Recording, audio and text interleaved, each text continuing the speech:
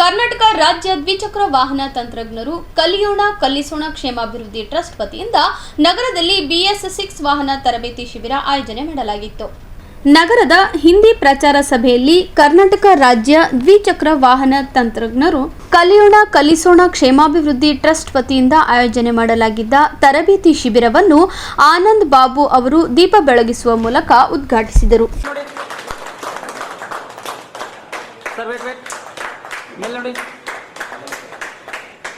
ನಂತರ ಮೆಕ್ಯಾನಿಕ್ಗಳಿಗೆ ಶಿಬಿರದಲ್ಲಿ BS6 ವಾಹನ ಯಾವ ರೀತಿ ರಿಪೇರಿ ಮಾಡಬೇಕು ಹಾಗೂ ಅದರಲ್ಲಿ ಮಷಿನ್ಗಳ ಕುರಿತು ತಿಳಿಸಲಾಯಿತು. ಇನ್ನು ಇದೇ ಮೆಕ್ಯಾನಿಕ್ಗಳಿಗೆ ಸರ್ಟಿಫಿಕೇಟ್ ವಿತರಣೆ ಮಾಡಲಾಯಿತು. ಸಮಾರಂಭದಲ್ಲಿ ಸಂಘದ ಜಿಲ್ಲಾಧ್ಯಕ್ಷ ಜ್ಞಾನೋಬ ಅಟ್ಟರ್ಗಿ, ಈರಣ್ಣ ಅಂಕಲ್ಗಿ, ಸುಂದರ್ ಭೈರಾಮಡ್ಗಿ, ಸುಭಾಷ್ ಕುಲಕರ್ಣಿ, ಸಂಜು ಮಡಿಕಿ ಸೇರಿದಂತೆ ಇತರರು ಭಾಗವಹಿಸಿದ್ದರು.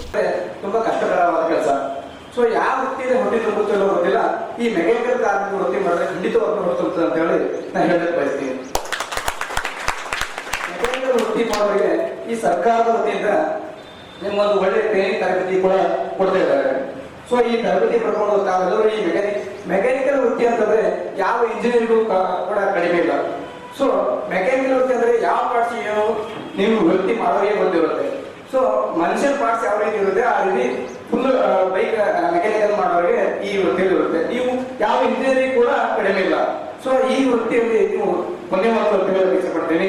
ಸೊ ಸರ್ಕಾರದ ವತಿಯಿಂದ ಈ ಮೆಕ್ಯಾನಿಕಲ್ ಕಾರ್ಮಿಕರಿಗೆ ಸೊ ನಮ್ಮಲ್ಲಿ ಒಂದು ಸ್ಕೀಮ್ ಸಂತೋಷ ಆಡೋದು ಹೊಂದಿದ್ದಾರೆ. ಈ ಸ್ಕೀಮ್ ಅಲ್ಲಿ ನಿಮಗೆ ನೋಂದಣಿ ಮಾಡ್ಕೊಂಡ್ರೆ, ನಮ್ಮ ಕಾರ್ಮಿಕ ಇಲಾಖೆ ನೋಂದಣಿ ಮಾಡ್ಕೊಂಡ್ರೆ ನಿಮಗೆ 5 ಲಕ್ಷವರೆಗೂ ಅಪಘಾತ ವಿಮೆ ಇರುತ್ತೆ, ಹಾಗೂ 2 ಲಕ್ಷವರೆಗೂ ನಿಮ್ಗೆ ಶಾಸಕರ ದುರ್ಬಲತೆ ಇರುತ್ತೆ. ಮತ್ತೆ ಇದು ನಾರ್ಮಲ್ ಡೆತ್ ಅವರು ಕೂಡ 25 ರೂಪಾಯಿ ಸಹಾಯ ಕೊಡ್ತಾರೆ. 2 ಮಕ್ಕಳಿಗೆ ಸ್ಕಾಲರ್ಶಿಪ್ ಕೂಡ ಸಿಗುತ್ತೆ. ಸೊ ಇದು ಮುಂದಿನ ದಿನಮಾನಗಳಲ್ಲಿ ನಿಮ್ಗೆ ಪೆನ್ಷನ್ ಕೂಡ ಎಲಿಜಿಬಲ್ ಆಗುತ್ತೆ. ಸೊ ಸ್ವಲ್ಪ ಎಲ್ಲರೂ ಕೂಡ ಈ ಮೆಕ್ಯಾನಿಕಲ್ ವೃತ್ತಿ ಮಾಡುವಾಗ ಟ್ರೈನಿಂಗ್ ಪಡೆದುಕೊಂಡು ನಮ್ಮ ಆಫೀಸಲ್ಲಿ ನಮಸ್ಕಾರ. ಈ ದಿನ ಕಲಬುರಗಿ ಕಲಿಯೋಣ ಕಲಿಸೋಣ ಗ್ರೂಪಿಂದ BS6 ಮಾಹಿತಿ ಮತ್ತು ತರಬೇತಿ ಟ್ರಬಲ್ ಶೂಟಿಂಗು ಒಂದು ಪ್ರೋಗ್ರಾಮ್ ಇದೆ.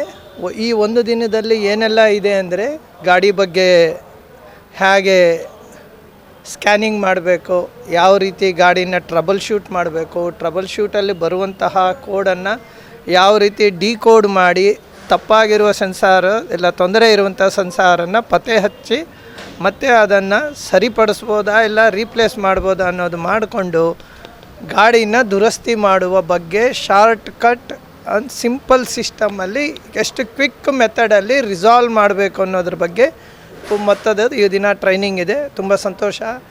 ಒಂದು 65-70 ಜನ ಈಗವರೆಗೂ ರಿಪೋರ್ಟಿಂಗ್ ಆಗಿದ್ದಾರೆ.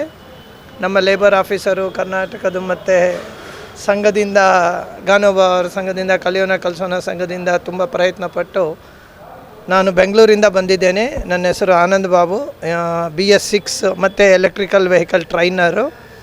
ಇದೇ ಕನ್ನಡ, ತೆಲುಗು, ತಮಿಳು ಎಲ್ಲ ಇದರಲ್ಲೂ ಟ್ರೈನಿಂಗ್ ಕೊಡ್ತಾ ಇರ್ತೀವಿ. ಈ ದಿನ ಕಲಬುರಗಿಯಲ್ಲಿ ಕೊಡಲಿಕ್ಕೆ ತುಂಬ ಉತ್ಸಾಹದಾಯಕವಾಗಿದೆ. ಎಲ್ಲ ತುಂಬ ವಿಶೇಷವಾಗಿ ಬಂದಿದ್ದಾರೆ. ಮುಂದಿಂದು ಈಗಲೇ ಹೇಳ್ತೀವಿ. Thank you. ಅದು ನೀವು ಕ್ವಶನ್ ಇದರಲ್ಲೇ ಕೇಳ್ತಾ ಇದ್ದೀರಾ? ಈ BS6 ಸಾಮಾನ್ಯವಾಗಿ ಕೆಲವೊಂದು ಪ್ರಾಬ್ಲಮ್ ಬರುತ್ತೆ. ಮೈಲೇಜ್ ಪ್ರಾಬ್ಲಮ್ಮು, ಸ್ಟಾರ್ಟಿಂಗ್ ಪ್ರಾಬ್ಲಮ್, ಇಲ್ಲ ಗಾಡಿ ಸ್ಟಾರ್ಟಾಗಿ ಹೋಗ್ತಿದ್ರೆ ಹೈ ಸ್ಪೀಡಲ್ಲಿ ಮಿಸ್ಸಿಂಗ್ ಪ್ರಾಬ್ಲಮ್, ಇಲ್ಲಾಂದರೆ ಗಾಡಿ ಜರ್ಕ್ ಹೊಡಿತಾ ಇರುತ್ತೆ.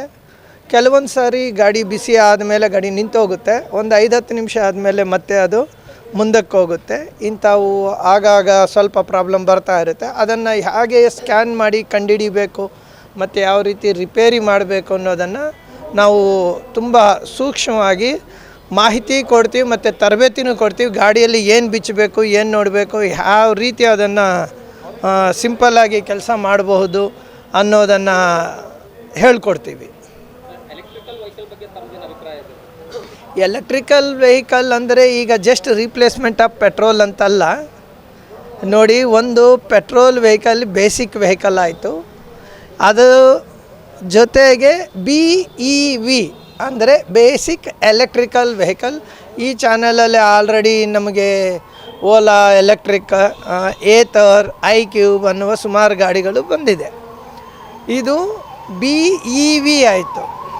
ನೆಕ್ಸ್ಟು 2 ವೀಲರಲ್ಲಿ ಈಗ ಬರುವಂತಹ ಇರೋ ಇದರಲ್ಲಿ ಬಯೋಫ್ಯೂಯಲ್ ಅಂದರೆ ಬಜಾಜಿಂದ ಈಗ ಬಂದಿರುವಂಥ CNG ಗ್ಯಾಸ್ ಜೊತೆಗೆ ಪೆಟ್ರೋಲ್ ಗಾಡಿ. ಅದಲ್ಲದಿರ ಹೋಂಡಾ ಆಕ್ಟಿವಾದಲ್ಲಿ HYD ಬಂದಿದೆ. ಅಂದರೆ ಹೋಂಡಾ ಆಕ್ಟಿವಾ ಹೈಬ್ರಿಡ್, ಅಂದರೆ ಪೆಟ್ರೋಲ್ ಇಂಜಿನು ಇದೆ, ಡಿಕ್ಕಿ ಕೆಳಗೆ ಬ್ಯಾಟ್ರಿನೂ ಇದೆ. ಸೀಟ್ ಎತ್ತಿ ಬ್ಯಾಟ್ರಿ ತಗೊಂಡು ಮನೆಯಲ್ಲಿ ಇಟ್ಕೊಂಡು ಚಾರ್ಜ್ ಮಾಡಿ ಮತ್ತೆ ಗಾಡಿಗೆ ಹಾಕ್ಕೋಬೋದು. ಪೆಟ್ರೋಲಲ್ಲಿ ಸ್ಟಾರ್ಟ್ ಮಾಡ್ಕೊಳ್ಳಿ, ಎಲೆಕ್ಟ್ರಿಕಲ್ಲಿ ಹೋಗಿ, ಇಲ್ಲ ಪೆಟ್ರೋಲ್ ಮುಗಿದೋದ್ರೆ ಎಲೆಕ್ಟ್ರಿಕಲ್ ಓಡಿಸ್ಬೋದು. ಈ ರೀತಿ ಎರಡೂ ಇರೋದು ಹೈಬ್ರಿಡ್ ಅನ್ನುತ್ತೇವೆ. ಈ ಪೀಳಿ ಇನ್ನೂ ನಮ್ಮ ಭಾರತದಲ್ಲಿ ಈಗ ಸದ್ಯಕ್ಕೆ ಬಂದಿಲ್ಲ, ಮುಂದೆ ಬರುವ ಜಾಸ್ತಿ ಅವಕಾಶಗಳಿದೆ.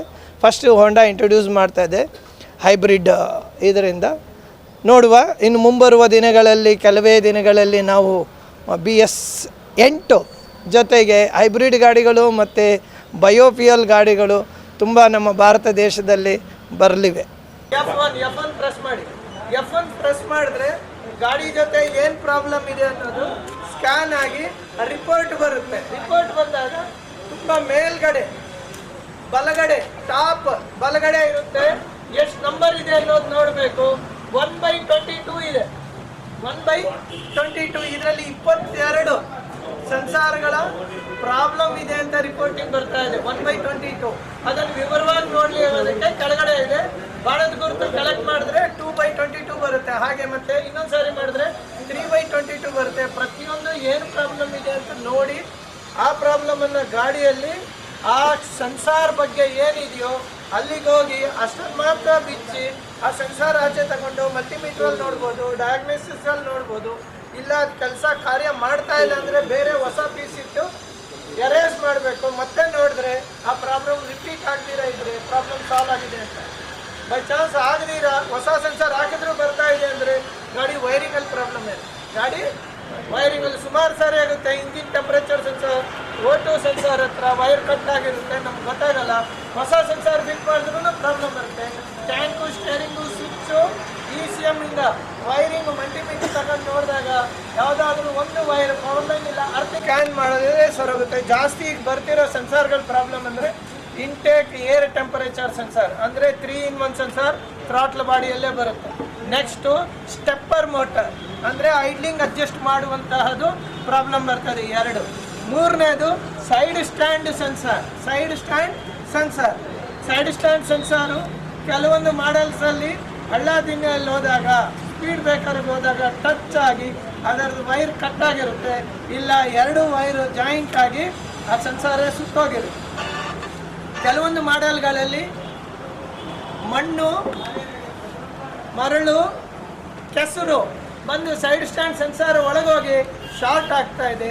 ಇಂಥ ಸಮಯಗಳಲ್ಲಿ ಸೈಡ್ ಸ್ಟ್ಯಾಂಡ್ ಸೆನ್ಸಾರನ್ನು ರೀಪ್ಲೇಸ್ ಮಾಡಬೇಕು. ಮುಂಚೆ ಬರ್ತಾ ಇದ್ದಿದ್ದು ಸೈಡ್ ಸ್ಟ್ಯಾಂಡ್ ಚುಚ್ಚು ಅಂದರೆ 2 ವೈರ್ ಬರೋದು, ಅದು ಹಳೇದು. BS4ವರೆಗೂ ಬರ್ತಿತ್ತು. BS6 BS8 ಟೆಕ್ನಾಲಜಿ ಆದಮೇಲೆ ಸೈಡ್ ಸ್ಟ್ಯಾಂಡ್ ಸ್ವಿಚ್ ಯಾವ ಗಾಡಿಯಲ್ಲೂ ಇಲ್ಲ. ಈಗ ಅದನ್ನು ಸೈಡ್ ಸ್ಟ್ಯಾಂಡ್ ಸೆನ್ಸಾರ್ ಅಂತ ಮಾಡಿದೆ. ಸೈಡ್ ಸ್ಟ್ಯಾಂಡ್ ಸೆನ್ಸಾರ್ ಅಂದರೆ 3 ವೈರ್ ಬರುತ್ತೆ. ಎಷ್ಟು ವೈರು? 3 ವೈರು. ಅದು ಕಮ್ಯುನಿಕೇಷನ್ನು ಆನು ಆಫು ಅಷ್ಟೇ ಅಲ್ಲ, ಅದು ಮಾತಾಡುತ್ತೆ, ECM ಜೊತೆ ಮಾತಾಡುತ್ತೆ. 3 ವೈರ್ ಅಂದರೆ can high, can low, logical ground. Logical ಕೆಲಸ ಮಾಡುತ್ತೆ. ಕ್ಯಾನ್ ಹೈ ವೋಲ್ಟೇಜ್ ತೋರಿಸುತ್ತೆ, ಕ್ಯಾನ್ ಲೋ ವೋಲ್ಟೇಜ್ ತೋರಿಸುತ್ತೆ. ಅಂದರೆ ಸ್ಟ್ಯಾಂಡ್ ನಾವು ಹಾಕಿದರೆ ಗಾಡಿಯಲ್ಲಿ 0.15 ವೋಲ್ಟೇಜ್ ಬರುತ್ತೆ. 0.15 ಅಂದರೆ earthing wire low can communication connect ಆಗಿ ECM ಜೊತೆ ಮಾತಾಡುತ್ತೆ.